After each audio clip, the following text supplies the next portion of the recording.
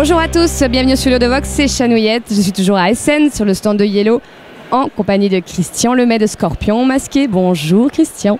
Rebonjour Chanouillette. Rebonjour. Alors cette fois-ci nous faisons un petit teasing, on va dire, petit aperçu d'un jeu qui est encore au stade prototypal.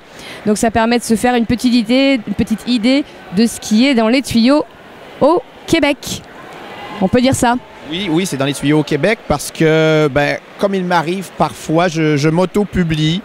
Donc, je trouve pas d'éditeur, alors je publie moi-même les jeux. C'est ça, le Scorpion Masqué. Non. Moi, je dirais plutôt que c'est plus simple pour toi parce que du coup, tu vas pas aller démarcher tout le monde. Tu dis, ouais, je vais le faire en fait.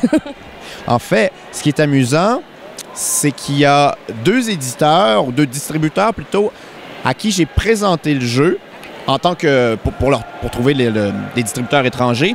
Et ils m'ont offert de racheter les droits d'édition complets parce qu'ils aimaient beaucoup le jeu. Donc, je suis enthousiaste. Tu voulais le prendre sous l'oreille et toi, tu as dit non, c'est mon bébé.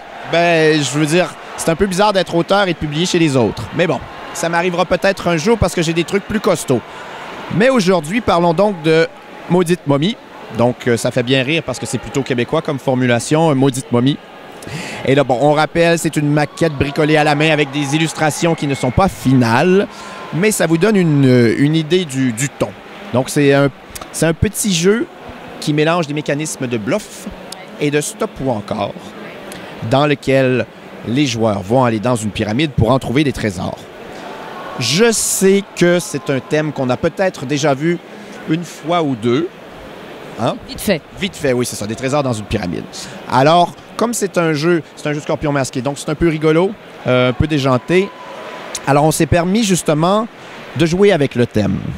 Alors, nos pyramides, c'est des pyramides, disons, postmodernes ou fourre-tout, dans lesquelles il y a des gardiens qui protègent les trésors, par exemple. On a évidemment la momie ici, avec sa jolie montre et sa canette de coca en arrière, qui garde des bouddhas. On a un loup-garou égyptisé ou égyptifié, je ne suis pas trop certain de... Oui, et qui garde, lui, des coffres au trésor pirates. Et on a enfin un Frankenstein avec un T-shirt d'un groupe que j'aime bien, qui a bercé mon adolescence, et qui garde des Graals avec des pailles et des scorpions. Alors, l'idée du jeu, c'est qu'à notre tour, soit on va explorer des salles, c'est-à-dire qu'on prend des cartes devant soi parmi les piles, ou on peut mettre nos trésors en sécurité. Donc, c'est le stop ou encore. Le bluff, c'est qu'il y a une partie où on peut aller vérifier chez les autres joueurs si, parmi leurs trésors, il y a des gardiens, il y a des monstres. Et si on retrouve des monstres, là, ils perdent leurs trésors. Alors, c'est ce genre de petit jeu qui se joue en 15 à 20 minutes, mais que, si on est un joueur de cube en bois, on va aimer pour finir la soirée parce que c'est très rapide, c'est très drôle aussi, très interactif.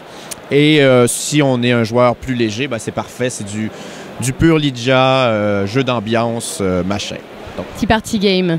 Voilà, party game. C'est un jeu dont je suis assez fier parce qu'il y a eu vraiment plusieurs versions. J'ai un squelette qui n'a jamais changé, mais en presque 2 ans de développement. Et ça a l'air fou à dire 2 ans pour arriver à un jeu aussi simple, mais c'est ce que ça prend, semble-t-il. On a vraiment eu 10, 12 versions différentes. On a même engagé un étudiant en statistique. On a engagé un programmeur qui nous a fait simuler 50 000 parties entre des intelligences artificielles pour équilibrer le tout.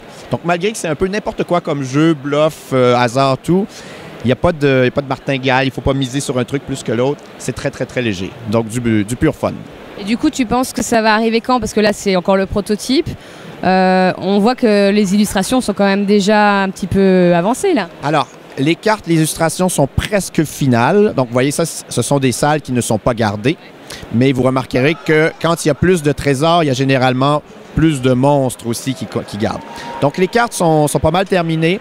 On va peut-être ajouter des petits icônes en filigrane pour préciser les actions, préciser les effets des monstres.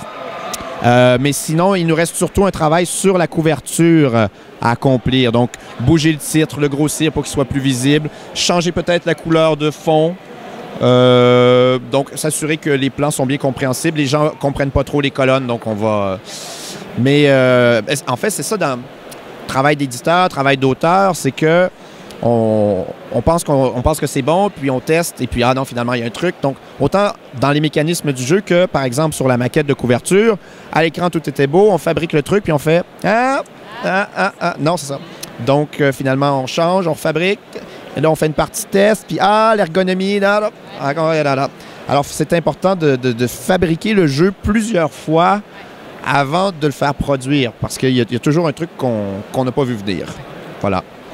Nous, on aime bien justement voir l'évolution, qu'est-ce qui est gardé, donc on s'intéresse beaucoup aux protos, on va bien suivre l'évolution, tant que faire se peut devant la multitude de jeux, on ne peut pas faire tout, bien sûr.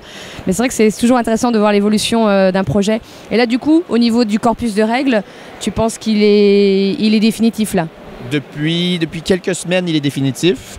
Les illustrations sont presque terminées. Donc, normalement, si tout se passe bien, on aura le jeu en avant-première au Festival de Cannes et disponible dans les semaines suivantes dans toutes les bonnes boutiques. Et quelle gamme de prix? On est dans un jeu à environ 13 €. Et puis, voilà. Merci beaucoup, Christian, pour toute cette présentation. Ça fait plaisir. À bientôt sur Ludovox.